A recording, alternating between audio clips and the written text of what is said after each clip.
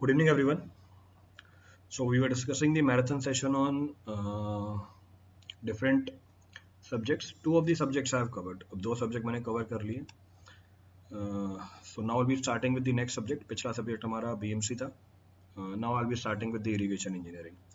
तो मैंने जियोटेक करा दिया आपको, फाउंडेशन करा दिया है, BMC करा दिया है. Now I'll be starting with the irrigation engineering. इसके बाद फिर next topic उठा लेंगे. I'll try to finish this topic also. BMC हमने बहुत जल्दी finish कर लिया था, मतलब काफ़ी अच्छे टाइम में ख़त्म कर लिया था, तो इसको भी हम कंप्लीट करने की कोशिश करेंगे जल्दी से जल्दी. स्टार्ट करने से पहले बेसिक अनाउंसमेंट्स है. Before starting we have basic announcements. So first, your extension of 6 months is being provided for subscription of 1 year and above. So you can avail this offer. आप इस ऑफर को avail कर सकते हैं. Next 0% EMI is also available on the subscription. 0% EMI भी available है हमारे सारे subscriptions के ऊपर. So this is also one of the very good feature which is being enrolled now. Then 1-to-1 live mentorship program is being activated for iconic learners. इसमें आपको एक mentor assign किया जाएगा जिससे आप directly communicate कर से अपने issues को resolve कर सकते हैं. Then your special classes are more interactive now. You can participate in the polls for better understanding of the topic. You can get your doubt cleared by raising the hand feature. All the notification reaches to you so that you never miss a class. आप lecture notes को download कर सकते हो. You can attend these classes anywhere at any given point of time. आप इन classes को attend कर सकते हो कहीं पर भी किसी भी given point of time पे. नेक्स्ट, डेली स्कॉलरशिप टेस्ट भी एक्टिवेट हो गए हमारे लिए. जैसे कॉम्बैट था हमारा, वो हमारा वीकली स्कॉलरशिप टेस्ट था, ये अब डेली स्कॉलरशिप टेस्ट है. इसमें you can get the scholarship up to 50%. Then Unacademy PYQ भी एक्टिवेट हो गया जिसमें आप लास्ट 10 ईयर्स के PYQ को सब्जेक्ट वाइज प्रैक्टिस कर सकते हैं. Then community feature for the Android is also being activated. Exactly ये टेलीग्राम और व्हाट्सअप की तरह ही है जिसमें आप डायरेक्टली कनेक्ट हो सकते हैं एजुकेटर के साथ भी और अपने फ्रेंड्स के साथ भी. नेक्स्ट 8 जून को हमारा एक बैच लॉन्च हुआ था, बायलिंगुअल बैच था जिसमें 3 टॉपिक स्टार्ट हुए थे, सर्वेइंग, इंजीनियरिंग हाइड्रोलॉजी और इंजीनियरिंग मैथमेटिक्स. नेक्स्ट, गेट 2022 और ESE 21 के जो रैंकर्स हैं वो तो हमने पहले ही शोकेस कर रखे, दोज आर बीइंग शोकेस्ड, तो उसमें तो कोई इशू है ही नहीं. तो ये तो हमारे बेसिक अनाउंसमेंट्स थे. These were our basic announcements. अब हम स्टार्ट करते हैं हमारे मेन पॉइंट ऑफ डिस्कशन से. So our main point of discussion today is irrigation engineering. तो बहुत ही इंपॉर्टेंट टॉपिक है, very important topic from your examination point of view. आपके एग्जाम के पॉइंट ऑफ व्यू से सिग्निफिकेंट है. AE-JEE एग्जामिनेशन में डायरेक्टली सवाल पूछे जाते हैं इससे. These are being asked directly. So will try to cover all the aspects. हम कोशिश करेंगे सारे एस्पेक्ट कंप्लीट हो जाए. क्लियर है? चले.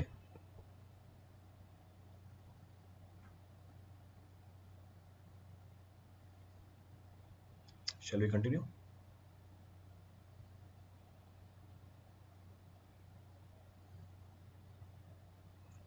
चलो आगे बढ़ते हैं. देखिए कौन कौन से टॉपिक करेंगे हम इसके अंदर. So will be talking about the basic introduction to the irrigation. हम बेसिक इंट्रोडक्शन की बात करेंगे इरिगेशन में.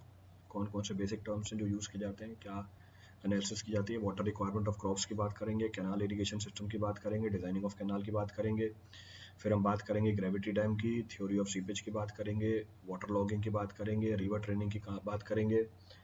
Then we'll be talking about diversion head work, we'll be talking about cross drainage work, we'll be talking about spillway and spillway gates.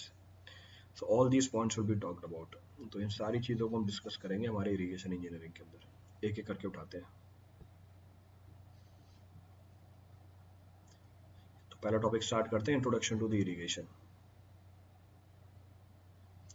First of the point of reference is introduction to the irrigation. देखो भैया क्या introduction to the irrigation. First point of reference that why irrigation is required in India. तो पहला point तो बोल रहा है कि भैया इंडिया में इरिगेशन की रिक्वायरमेंट क्यों होती है. देखो इस बात को समझने के लिए जनरल बात करते हैं कि जो भी क्रॉप्स है हमारी, every crops require a certain amount of water at regular interval of time through out it's growth period. तो हर एक क्रॉप को कुछ क्वांटिटी में पानी चाहिए होता है, एक रेगुलर इंटरवल पे पानी चाहिए होता है और थ्रू आउट चाहिए होता है उसके ग्रोथ पीरियड के अंदर. मैं डेलिबरेटली ग्रोथ पीरियड बोल रहा हूँ, मैं टेक्निकल टर्म यूज नहीं कर रहा हूँ, आगे मैं इसको टेक्निकल टर्म्स में बता दूंगा आपको.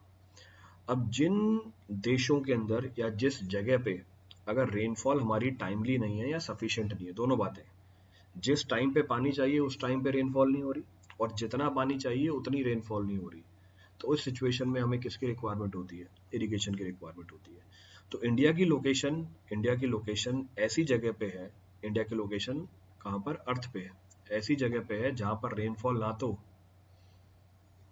टाइमली होती है ना ही सफिशिएंट क्वांटिटी में होती है. So here rainfall is neither timely nor sufficient. तो इंडिया कैसी कंट्री है?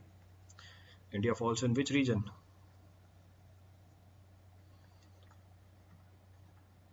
इंडिया दोनों रीजन में फॉल करता है. ट्रॉपिकल रीजन में फॉल करता है, टेम्परेट रीजन में भी फॉल कर जाता है, दोनों में फॉल करता है India. So India falls in both. तो अगर ये हमारा इक्वेटर है, tropic of cancer, arctic circle, तो यहाँ पर जो कंट्रीज होती है उनको बोलते हैं ट्रॉपिकल. टेम्परेट, इन कंट्रीज को बोला जाता है पोलर और फ्रिजिड कंट्रीज. और पोलर और फ्रिजिड रीजन है, तो यहाँ पे पोलर और फ्रिजिड कंट्रीज होते हैं. ये इंडिया की लोकेशन है हमारी. This is the location of India. तो नदर्न इंडिया हमारा टेम्परेट रीजन में है, सदर्न इंडिया हमारा ट्रॉपिकल रीजन में. अब यहाँ पर ना तो बारिश सफिशिएंट होती है ना बारिश टाइमली होती है, इसलिए हमें यहाँ पे इरिगेशन करने की रिक्वायरमेंट है. तो वो देश या वो शहर जहाँ पे रेनफॉल सफिशिएंट भी हो और टाइमली भी हो, जहाँ पे रेनफॉल सफिशिएंट भी हो और टाइमली भी हो, वहाँ पे हमें क्या करना पड़ता है? वहाँ पे हमें इरिगेशन करनी पड़ जाती है. क्लियर है? तो there we have to go for the rainfall. चले आगे. नेक्स्ट पॉइंट क्या बोल रहा है? नेक्स्ट पॉइंट बोल रहा है जनरली हमारे पास दो तरह की क्रॉप्स होती हैं. जनरली हमारे पास दो तरह की क्रॉप्स होती हैं. So we can say irrigation there are two types of crops. एक है हमारे पास राइस और दूसरी हमारे पास वीट. तो मैंने इसको दो पार्ट में डिवाइड कर दिया वाटर रिक्वायरमेंट को कैलकुलेट करने के लिए. So in order to understand the requirement of the water, तो पीछे मैंने क्या बोला, इरिगेशन की रिक्वायरमेंट तब होगी जब रेनफॉल टाइमली नहीं होती है और सफिशिएंट क्वांटिटी में नहीं होती है. तो इस बात को समझने के लिए मैंने दो टाइप ऑफ क्रॉप को कंसीडर किया. एक मैंने कंसीडर किया राइस को, दूसरा मैंने कंसीडर किया, first I have considered rice, then I have considered wheat. तो दो टाइप की क्रॉप को कंसीडर किया मैंने. यही जनरल दो टाइप की क्रॉप्स है हमारी. मेजर, माइनर तो और भी बहुत सारी हैं.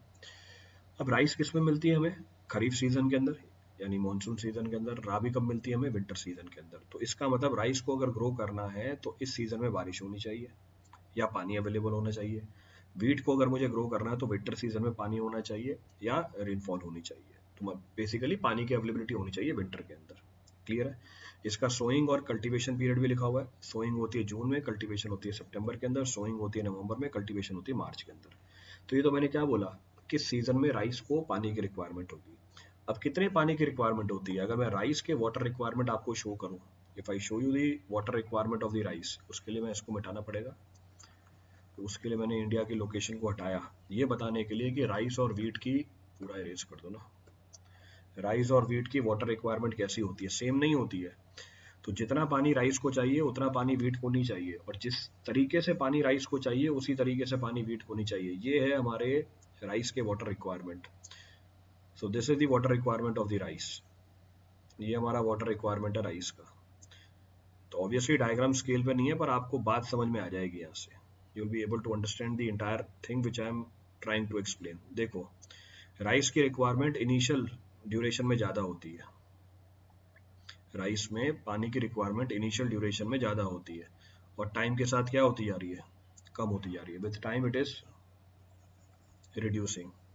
पर वीट की requirement through out the growth period क्या है हमारी? सेम है. तो वीट की रिक्वायरमेंट सेम है. तो इसका मतलब अगर राइस ग्रो करना है, बारिश ऐसे ही होनी चाहिए और इतनी क्वांटिटी में होनी चाहिए. भैया हो ही नहीं सकती, प्रैक्टिकली पॉसिबल नहीं है, इसलिए इरिगेशन की रिक्वायरमेंट है. वीट के लिए जो पानी की रिक्वायरमेंट है वो पूरे ग्रोथ पीरियड में क्या है? ऑलमोस्ट कॉन्स्टेंट रहती है. तो ये कहानी स्टार्ट होती है जून में, तो जून में आपको पानी ज़्यादा चाहिए. कहानी खत्म होती है कहाँ पर? सितंबर में आके. सितंबर में आपको पानी कम चाहिए. पर वीट के लिए कहानी स्टार्ट होती है हमारी नवंबर में और खत्म होती है कहाँ पर? मार्च में. Through out the growth period पानी की रिक्वायरमेंट क्या है? Same. The water requirement is same. So why irrigation is required in India? Because in India the rainfall is not timely and not sufficient. Rainfall ना तो timely है ना ही हमारी sufficient है. क्लियर है?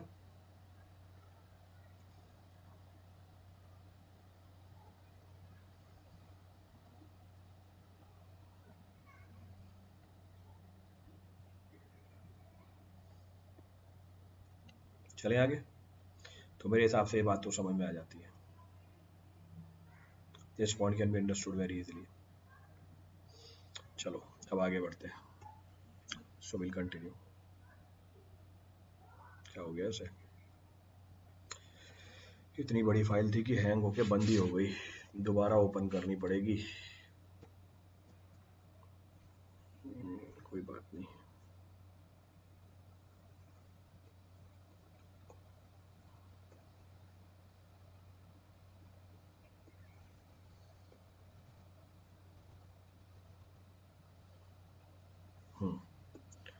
Open. So why irrigation is required in India, that we have discussed. Next point of reference. Next point of reference है कि अभी मैंने बोला कि हमें जो पानी की रिक्वायरमेंट है वो फुलफिल नहीं हो पाती, और जिस टाइम पे पानी की रिक्वायरमेंट है उस टाइम पे पानी नहीं मिलता। तो इसी बात को एक्सटेंड करने के लिए हमने क्या बोला, हम हमारे एरिया को क्लासीफाई कर सकते हैं on the basis of deficiency of the rainfall. तो we can classify the area based on what, deficiency of the rainfall. किस तरीके से क्लासीफाई कर सकते हैं, एक एरिड रीजन है, एक सेमी एरिड रीजन है। एरिड रीजन को ड्राई रीजन भी बोला जाता है, so arid region may also be termed as dry region. So arid region may also be termed as dry region. Semi arid region may also be termed as semi dry region. फर्क क्या होता है इन दोनों के अंदर? Arid region वो region होता है where cultivation of any type of crop irrigation is required. तो एरिड रीजन वो रीजन है जिसमें किसी भी तरह की क्रॉप की कल्टीवेशन के लिए इरिगेशन की रिक्वायरमेंट है। पर सेमी एरिड रीजन वो रीजन होता है जिसमें आप कल्टीवेशन कर सकते हो इंफीरियर क्रॉप की विदाउट एनी इरिगेशन। मैं फिर से रिपीट कर रहा हूँ, एरिड रीजन वो रीजन है जिसमें किसी भी क्रॉप की कल्टीवेशन करने के लिए इरिगेशन मस्ट है। पर सेमी एरिड रीजन में इंफीरियर क्रॉप को हम क्या कल्टीवेट कर सकते हैं बिना इरिगेशन के। जैसे अगर एग्जांपल दूं, एरिड रीजन का एग्जांपल है थार और लद्दाख। सेमी एरिड रीजन का एग्जांपल है तेलंगाना और बुंदेलखंड। ये हमारे सेमी एरिड रीजन है, तो यहाँ पे आप कल्टीवेट कर सकते हो inferior crop without doing irrigation. अब बात आई इंफीरियर क्रॉप की, भैया ये क्या होती है इंफीरियर क्रॉप? तो इंफीरियर क्रॉप वो क्रॉप होती है जिसको इंफीरियर कंडीशन में कल्टीवेट किया जा सकता है। So inferior crop is that crop which can be cultivated in inferior condition, so which can be cultivated in inferior condition। और inferior condition क्या होती है? poor quality of soil, less availability of water। एक तो soil की quality poor है, दूसरा पानी की availability क्या है, कम है। जैसे एग्जांपल है बाजरा है, जैसे एग्जांपल ज्वार है। तो ये हमारे inferior crops होते हैं। जो inferior crops होते हैं उनकी yield comparatively कम होती है और suicide rate ज़्यादा होती है। suicide rate मतलब अपने आप ही मर जाते हैं। तो yield is less but suicide rate is comparatively more।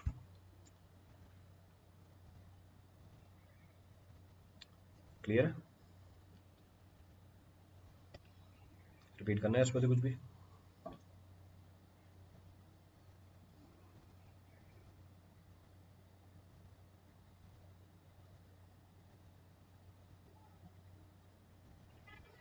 Shall we continue?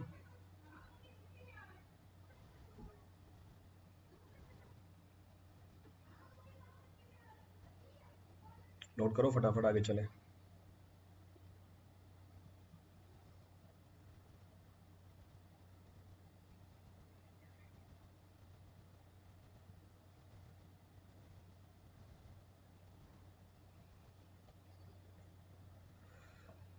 चलो देखो next point of reference.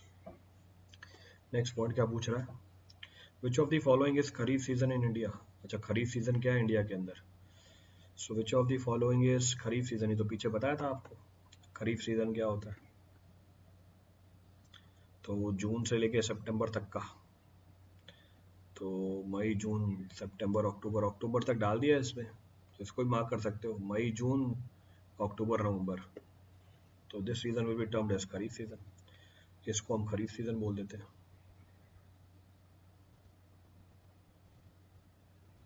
So this is technically termed as Kharif season।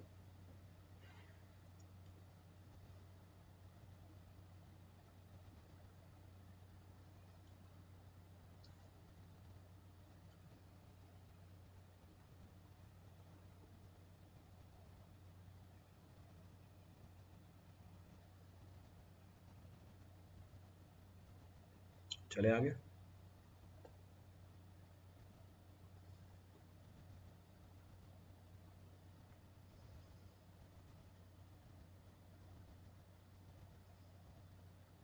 चलो आगे बढ़ते हैं।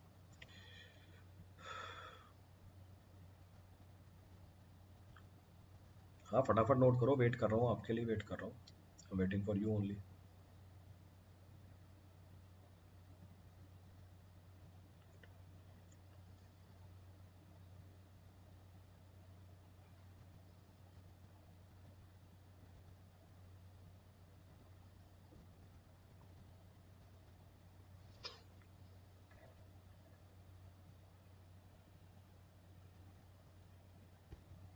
नोटेड।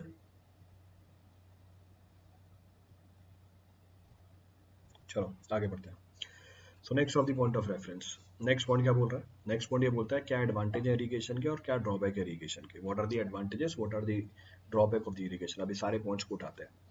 तो इरिगेशन की रिक्वायरमेंट क्यों है वो तो हमने कर लिया। अब हम बात करेंगे कि भैया एडवांटेज क्या होते हैं इरिगेशन के और ड्रॉबैक क्या होते हैं हमारे इरिगेशन के। पहला point, advantage of irrigation. Irrigation is being carried out to obtain the maximum yield. Irrigation को हम परफॉर्म करके मैक्सिमम यील्ड ऑब्टेन कर सकते हैं। अब आप बोलोगे सर ये यील्ड क्या होती है? यील्ड का मतलब होता है कितना आपको आउटपुट मिला पर यूनिट एरिया। तो yield means how much of the output is being obtained in tons per unit area. Clear है? तो आप बोल सकते हो cultivation per unit area will be termed as what, yield. Clear है? तो इरिगेशन फैसिलिटी डेवलप करने से हम adequate amount of water supply कर सकते हैं। जैसे ज़्यादा क्रॉप ग्रो करेगी गिवन एरिया के अंदर तो यील्ड क्या निकल के आती है, ज़्यादा निकल के आती है। तो ये पहला एडवांटेज है, फर्स्ट एडवांटेज। दूसरा advantage, it improves the domestic water supply. तो जब हम इरिगेशन फैसिलिटी को डेवलप करते हैं, पानी को लेके आते हैं फील्ड्स के अंदर, उसी पानी को हम सप्लाई कर सकते हैं नियर बाय टाउन के अंदर, तो हमारी डोमेस्टिक वाटर सप्लाई इंप्रूव हो जाती है। नेक्स्ट, जब इरिगेशन फैसिलिटी डेवलप की जाती है तो उन फैसिलिटीज को हम यूज कर सकते हैं पावर जनरेशन के लिए भी। So it can be use for power generation also. तो हम पावर जनरेशन के लिए यूज कर लेंगे, इसका मतलब फायदा मिलेगा। क्या फायदा मिलेगा? एक ही प्रोजेक्ट से आप मल्टीपल काम कर रहे हो।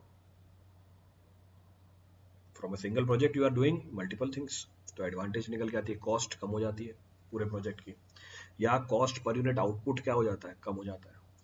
नेक्स्ट पॉइंट ऑफ रेफरेंस, जो हमने इरिगेशन फैसिलिटी को डेवलप किया उसको हम यूज कर सकते हैं कम्युनिकेशन के लिए भी। क्यों? जो इरिगेशन चैनल्स बनेंगे, हमारे कैनाल्स बनेंगे, उसको हम यूज कर सकते हैं किसके लिए? नेविगेशन पर्पस के लिए। So it can be use for navigation purpose. दूसरा, जब कैनाल बनाया जाता है उसके एडजेसेंट साइड पे हम रोड भी डेवलप कर लेते हैं। रोड बनानी पड़ती है इंस्पेक्शन के लिए और उसी को कम्युनिकेशन पर्पस के लिए भी यूज कर सकते हो। तो ये हमारी नेविगेशन और रोड फैसिलिटी डेवलप करा देगी। नेक्स्ट, हम जब इरिगेशन फैसिलिटी डेवलप करते हैं तो उसके दोनों तरफ क्या की जाती है? एफोरेस्टेशन भी की जाती है, यानी प्लांट लगाते हैं। क्यों लगाते हैं? ताकि सीपेज रुके। हमारा जो कैनाल होता है उसकी जो इरोजन होती है वो रोकने के लिए ट्रीज लगाते हैं। क्लियर है चीज? तो एफोरेस्टेशन से फायदा हुआ, ग्रीन कवर बढ़ जाता है इरिगेशन फैसिलिटीज से। Next, elimination of the mix cropping. Mix cropping eliminate हो जाती है। जब इरिगेशन फैसिलिटीज अवेलेबल नहीं होती तो मिक्स्ड क्रॉपिंग सजेस्ट की जाती है। दो अलग अलग क्रॉप ग्रो करो, एक जो ज़्यादा पानी कंज्यूम करे, एक जो कम पानी कंज्यूम करे। तो जब हमारे पास पानी अवेलेबल है हम क्या नहीं करेंगे? हम मिक्स्ड क्रॉपिंग नहीं करेंगे, will not be going for mixed cropping. तो एडवांटेज निकल के आता है कि मिक्स्ड क्रॉपिंग क्या हो गई? अवॉइड हो गई। So mixed cropping is being avoided, so elimination of the mixed cropping. Next, आपको ऑप्टिमम बेनिफिट्स मिलते हैं, you will B cutting the optimum benefits. अभी पीछे बताया नेविगेशन की तरह यूज कर लोगे, पावर जनरेशन के लिए यूज कर लोगे, पावर जनरेशन कैन ऑल्सो भी यूज, कम्युनिकेशन के लिए यूज कर लोगे, एफॉरेस्टेशन हो जाएगी, तो सारे बेनिफिट्स ऑप्टिमम हो जाते हैं। मोर ओवर, जब इरिगेशन फैसिलिटी डेवलप की जाती है, जॉब डेवलप होती है, तो जनरल प्रॉस्पेरिटी निकल के आती है एरिया के अंदर। तो general prosperity of the area is being developed. Clear है?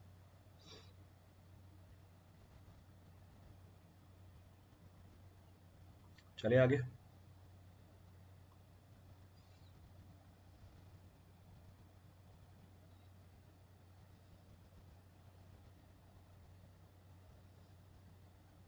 शैल वी कंटिन्यू?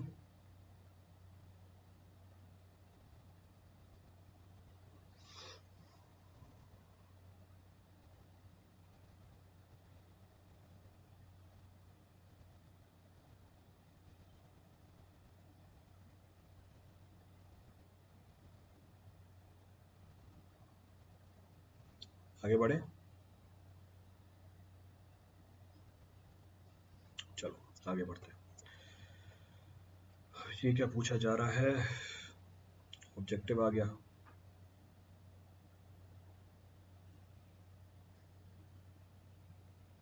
देखो कैलकुलेट करके।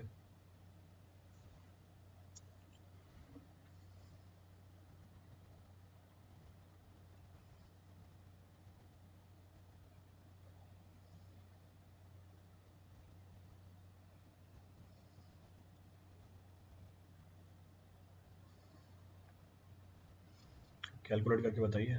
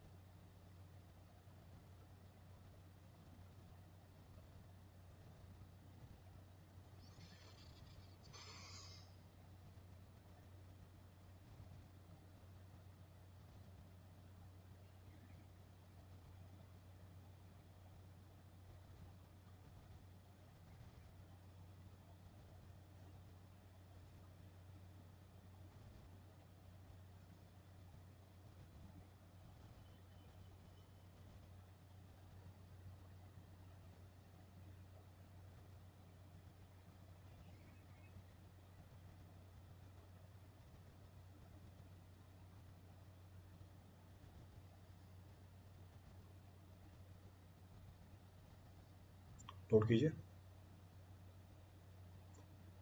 आ रहा है किसी का? सो 1 क्यूमेक पर डे, तो 1 क्यूमेक पर डे में कितने हेक्टेयर होते हैं? तो 1 मीटर क्यूब पर सेकंड पर डे को आपको कन्वर्ट करना है हेक्टेयर मीटर के अंदर। तो देखो 1 मीटर क्यूब पर सेकंड इंटू डे है, तो इसको मैं लिख सकता हूँ 1 मीटर क्यूब पर सेकंड इंटू 86400 सेकेंड्स। कन्वर्ट कर दिया सेकेंड्स के अंदर। मीटर स्क्वायर है, इसको हेक्टर में कन्वर्ट करना है इंटू 10⁻⁻⁴।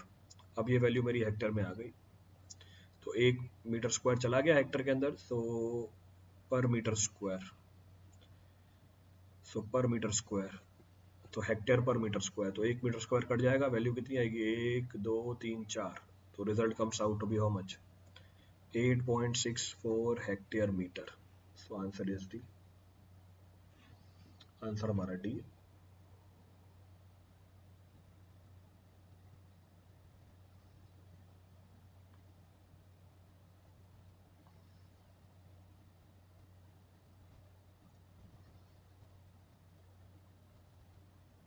नोट कर लिया सबने?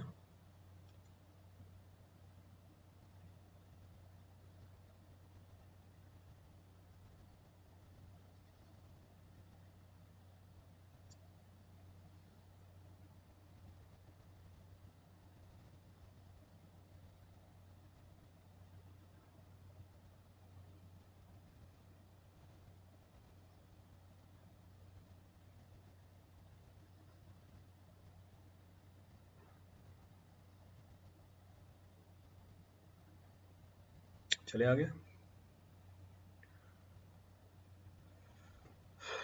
देखो next,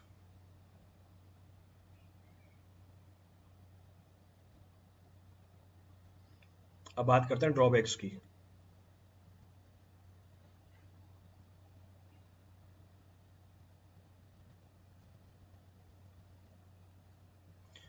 Now I'll be talking about the drawbacks.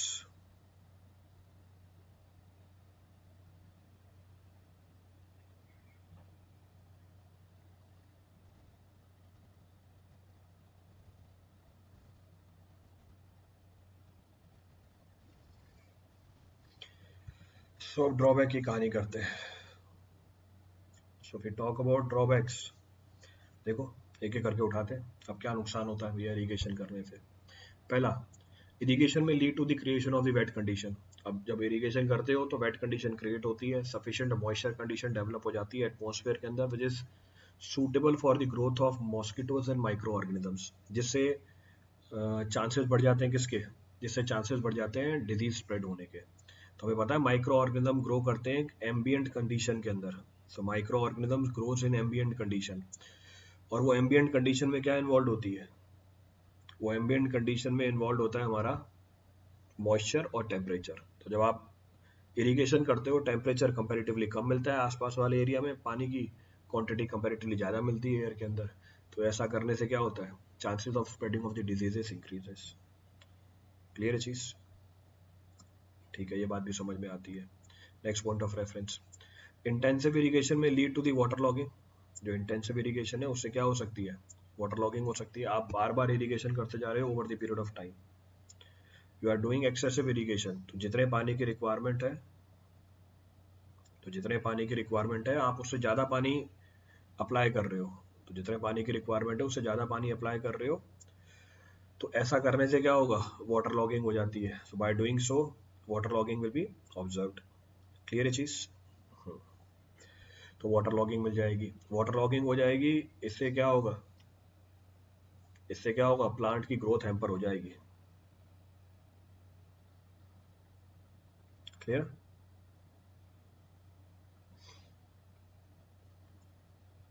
चले आगे बढ़ते हैं।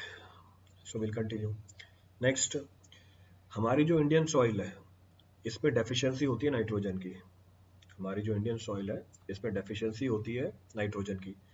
तो जब हम फर्टिलाइजर मिलाते हैं उसमें नाइट्रोजन की क्वांटिटी एक्सेस में रखते हैं।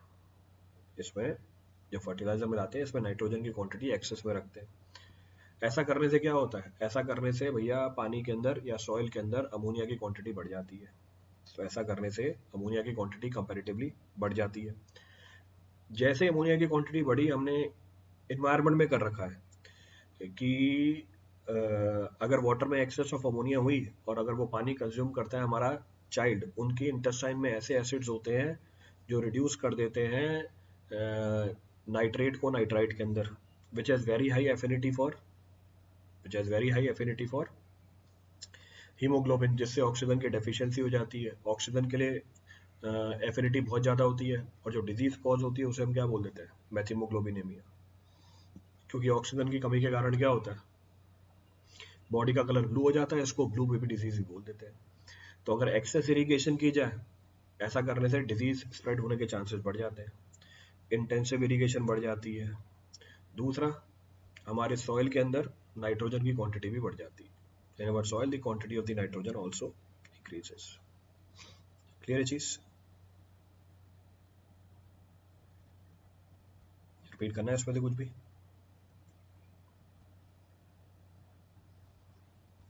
चलो, ये तो हमें एक्सप्लेन कर रखा है। So next of the point of reference, next of the point of reference is types of irrigation. तो अगला पॉइंट है कितने तरह की इरिगेशन है। खूब तरह की इरिगेशन आती है, there are several types of irrigation. इस बात को समझाने के लिए मैंने इसको क्लासिफाई कर रखा है दो पार्ट के अंदर। इस बात को समझाने के लिए मैंने इसको दो पार्ट में क्लासिफाई कर दिया। मोरओवर पूरा फ्लो चार्ट बना हुआ है to understand the entire process. Flow chart में समझने में कंपैरेटिवली आसानी रहती है, it is comparatively easy to understand with the help of the flow chart. तो अब क्लासिफिकेशन को समझते हैं, we try to understand the classification. पहला, surface irrigation, sub surface irrigation.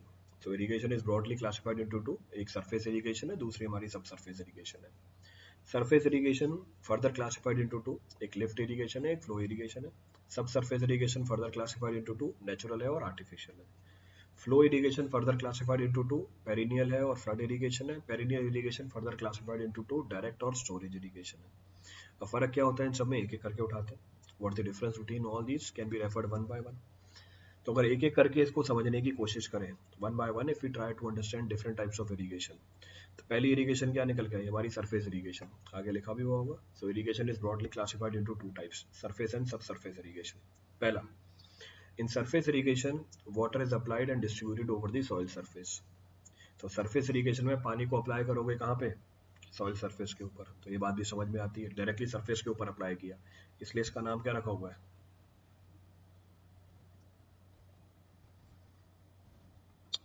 इसी का नाम क्या रखा हुआ है, सरफेस इरिगेशन रखा हुआ है। Hence it is termed as what, surface irrigation. Clear चीज, इसलिए इसका नाम हमने सरफेस इरिगेशन रख दिया। नेक्स्ट, ये मेथड सूट करता है किसके लिए, दिस मेथड इज सूटेड जिसमें जो इनफिल्ट्रेशन कैपेसिटी हो वो लो टू मॉडरेट हो और यूनिफॉर्म टेरेन हो। यूनिफॉर्म टेरेन हो इसका मतलब क्या हुआ, जिसमें स्लोप क्या हो, 3% से कम हो, where the slope is less than 3%। तो इस तरह की इरिगेशन सूट कर जाती है कब, इस तरह की इरिगेशन सूट कर जाती है जिसमें इनफिल्ट्रेशन कैपेसिटी हमारे सॉइल की लो टू मॉडरेट रेंज में हो और रिलेटिवली यूनिफॉर्म टेरेन हो। तो वहां पर आप सरफेस इरिगेशन को अडॉप्ट कर सकते हो। जब मैं बोलूँ यूनिफॉर्म टेरेन है, इसका मतलब स्लोप 3% से कम है।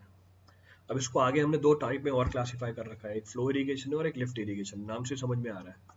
फ्लो इरिगेशन, फ्लो इरिगेशन वो इरिगेशन है जब water is available at the higher level and it is to be supplied at the lower level. तो हमारा जो पानी है वो हायर लेवल पे अवेलेबल है और आप इसको सप्लाई करना चाहते हो लो लेवल पे, तो पानी फ्लो करके आएगा अपने वेट से, इसको हम बोलेंगे फ्लो इरिगेशन। लिफ्ट इरिगेशन, जब पानी अवेलेबल है लो लेवल पे और आपको इसको अप्लाई करना है हाई लेवल पे, तो आप पानी को लिफ्ट करके ऊपर लेके जाओगे, इसको हम बोल देंगे लिफ्ट इरिगेशन। ये मैनुअली भी हो सकता है और मैकेनिकली भी हो सकता है। मैनुअली भी कर सकते हैं, मैकेनिकली जैसे वेल्स बना देते हैं, ओपन वेल होता है, ट्यूब वेल होती है। क्लियर। अब जो फ्लो इरिगेशन है ये आगे हमारी फिर से दो टाइप में डिवाइडेड है। The flow irrigation is further classified into two categories, इसको हमने दो कैटेगरी में और डिवाइड कर रखा है। एक है हमारी पेरिनियल इरिगेशन और दूसरी हमारी flood irrigation. One is perennial, the other is flood irrigation. फिर से नाम में लिखा हुआ है। पेरिनियल का मतलब क्या होता है, पेरिनियल का मतलब क्या होता है, परमानेंट। तो पेरिनियल मींस परमानेंट इरिगेशन। क्या है इनमें, पेरिनियल इरिगेशन वो इरिगेशन है जिसमें हम कांस्टेंट और कंटिन्यूअस वाटर सप्लाई करते हैं अकॉर्डिंग टू द क्रॉप, उसके क्रॉप पीरियड के टाइम पे। तो पेरिनियल इरिगेशन वो इरिगेशन है जिसमें हम कांस्टेंट और कंटिन्यूस पानी सप्लाई करते हैं according to the crop throughout its crop period. तो ये हमारी पेरिनियल इरिगेशन होती है, this is termed as perennial irrigation. इसके अपोजिट दूसरी कौन सी थी हमारी, फ्लड इरिगेशन थी, वो भी आगे बता दूंगा, that I discuss. Perennial irrigation को हमने आगे फिर से दो पार्ट में डिवाइड कर दिया। Perennial irrigation is further being classified into two, एक हमारी डायरेक्ट है और दूसरी हमारी स्टोरेज इरिगेशन है। क्लियर है? चलें आगे। चलो अब स्टार्ट करते हैं ड्राइव इरिगेशन से। Now what is this drive irrigation, can be referred about this. So direct irrigation. So direct irrigation is that irrigation in which the water is diverted directly from the river. Directly divert कर देते हैं river से into the canal using the diversion headwork. तो अगर आप river से पानी को डायरेक्टली डाइवर्ट कर दो, अगर आप रिवर से डायरेक्टली डाइवर्ट कर दो पानी को कैनाल के अंदर by the use of diversion headwork, this is technically termed as direct irrigation. इसको हम टेक्निकली क्या बोल देते हैं, डायरेक्ट इरिगेशन बोल देते हैं। पर अगर आपने डैम कंस्ट्रक्ट कर दिया रिवर के अंदर, उसमें पानी को आपने स्टोर कराया मॉनसून में, और जब रिक्वायरमेंट है उस रिक्वायरमेंट के हिसाब से आपने पानी को सप्लाई किया, इसको हम क्या बोल देंगे, इसको हम टेक्निकली बोल देंगे storage irrigation. This is technically termed as storage irrigation. Clear है?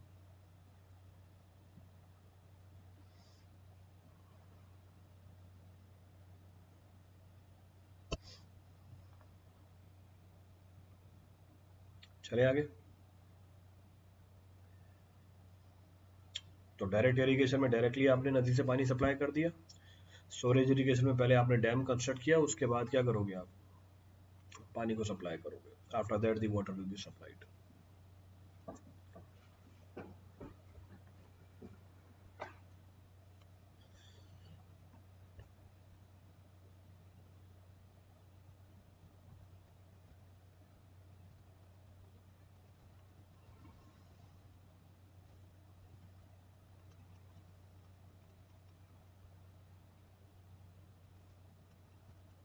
चले आगे। So next type of irrigation is what, perennial के अपोजिट कौन सी थी हमारी, फ्लड इरिगेशन थी। अब फ्लड इरिगेशन को हम इंडेंटेशन इरिगेशन भी बोल देते हैं। So flood irrigation may also be termed as indentation irrigation. अब indentation irrigation में क्या करते हैं? In this method, the soil is kept submerged and thoroughly flooded with the water. Soil को हम submerge कर देते हैं और thoroughly क्या कर देते हैं, flood कर देते हैं पानी के साथ, ताकि soil क्या हो जाए हमारी, so that the soil is completely saturated. अब जब soil saturate हो गई पानी के साथ, crop इस पानी को use कर रही होती है throughout the crop period as per the requirement, अपनी रिक्वायरमेंट के हिसाब से। क्लियर है चीज? रिपीट करना है इसमें से कुछ भी? Any point to be referred from this for anyone? तो फ्लड इरिगेशन को हम कैसे डिफाइन कर सकते हैं, वो इरिगेशन जिसमें हम सॉइल को सबमर्ज रखेंगे, फ्लड कर देंगे थरोली पानी के साथ, ताकि सॉइल हमारी सैचुरेट हो जाए, और उसके बाद प्लांट अपनी रिक्वायरमेंट के हिसाब से इस पानी को यूज करता रहता है। इसको अडॉप्ट करते हैं कहाँ पर, near the rivers in the alluvial soil. इस इरिगेशन को अनकंट्रोल्ड इरिगेशन भी बोला जाता है। So this type of irrigation is also termed as uncontrolled irrigation. तो एक और नाम आ गया इसका, तो नाम रख दिया अनकंट्रोल्ड इरिगेशन। नेक्स्ट क्या है हमारे पास, नेक्स्ट इज सब सरफेस इरिगेशन। अब सब सरफेस इरिगेशन क्या होती है, पीछे बताई थी आपको। व्हाट इज सब surface irrigation, that is also being discussed by us, पीछे बता दिया ना सब सरफेस इरिगेशन के बारे में। अब सब सरफेस इरिगेशन में क्या करते हैं, what do we do in sub surface irrigation. Sub surface irrigation में हम पानी को सरफेस के ऊपर अप्लाई नहीं करते हैं, पानी को अप्लाई करते हैं किसके नीचे, पानी को अप्लाई करते हैं ग्राउंड सरफेस के नीचे। So water is applied below the ground surface. इस केस में क्या होता है, जो रूट्स होती है प्लांट की, वो पानी को यूटिलाइज करती है बाय कैपिलरिटी। इसमें जो रूट्स होती है प्लांट की, वो पानी को यूटिलाइज करते हैं बाय कैपिलरिटी। अब ये हमारी नेचुरल भी हो सकती है, आर्टिफिशियल भी हो सकती है। It may be natural also, it may be artificial also, तो दोनों ही ऑप्शन अवेलेबल है। क्लियर है?